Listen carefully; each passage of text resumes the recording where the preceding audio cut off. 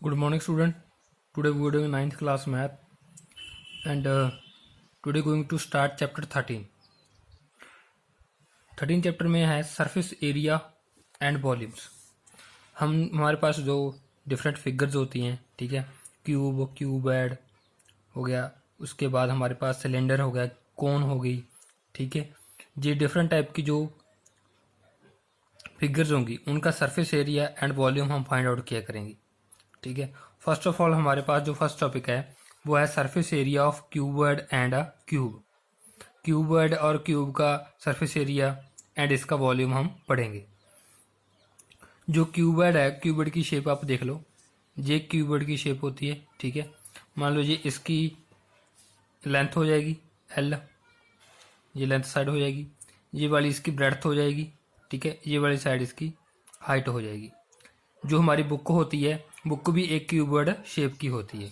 इसकी एक लेंथ होती है एक साइड में ब्रेड्थ होती है और एक साइड में उसकी हाइट होती है, ठीक है। तो ये हमारी क्यूबॉइड की शेप होती है। और जो क्यूब होता है, क्यूब की सारी साइड्स इक्वल होती हैं, उसमें लेंथ ब्रेड्थ और हाइट सारी इक्वल हो जाती हैं। उसकी अगर हम शेप की बात करें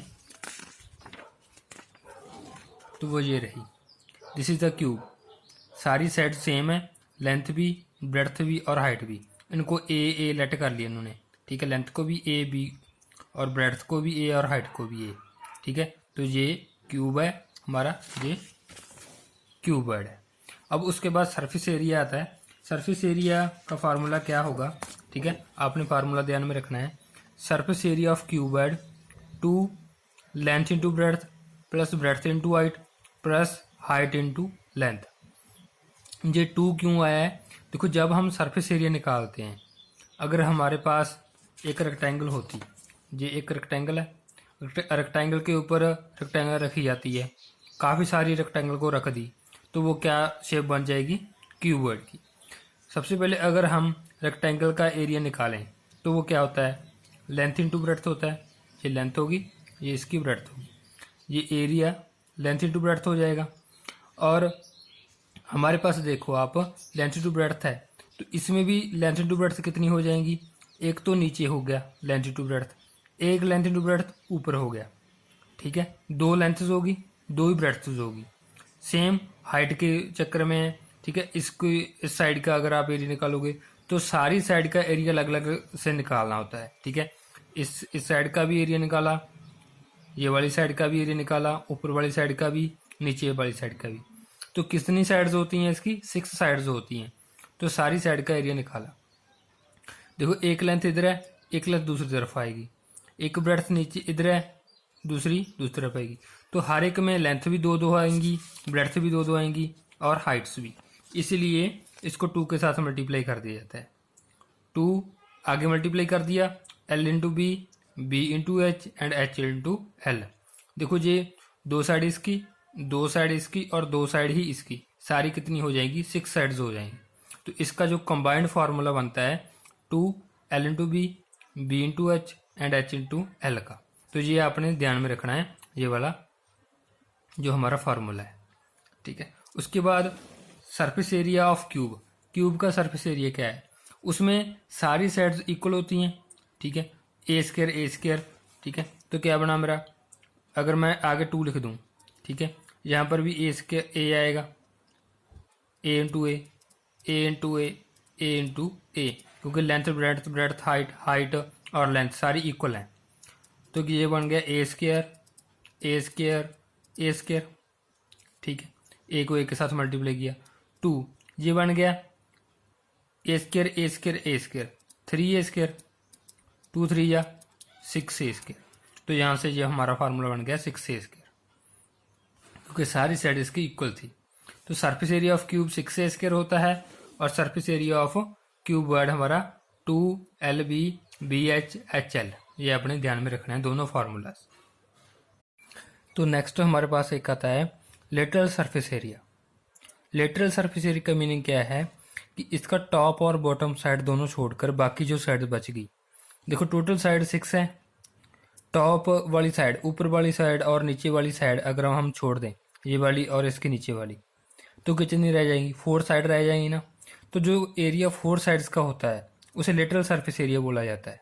ठीक है, अगर आपको बोल दें कि find out the surface area, तो आप टोटल सरफेस एरिया निकालोगे।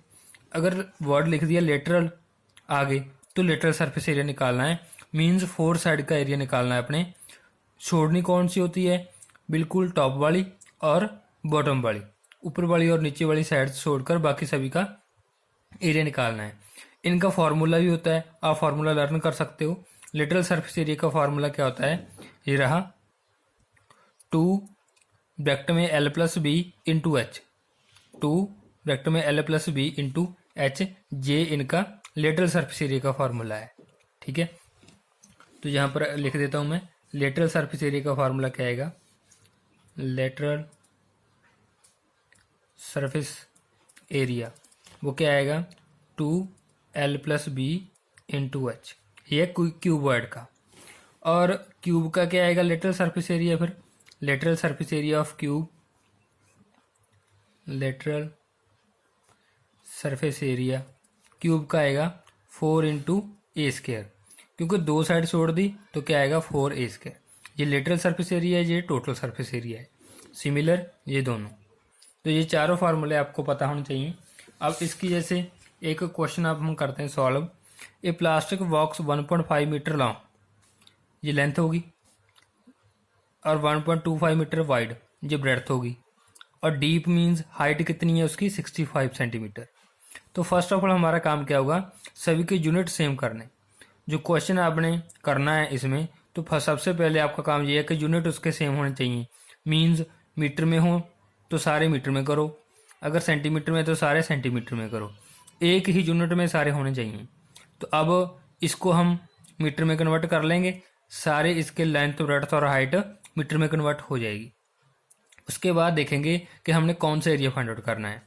It is open at the top, ये लाइन आपने ध्यान में लिखनी है कि और टॉप से ये ओपन है, तो टॉप वाला एरिया इसमें काउंट नहीं होगा।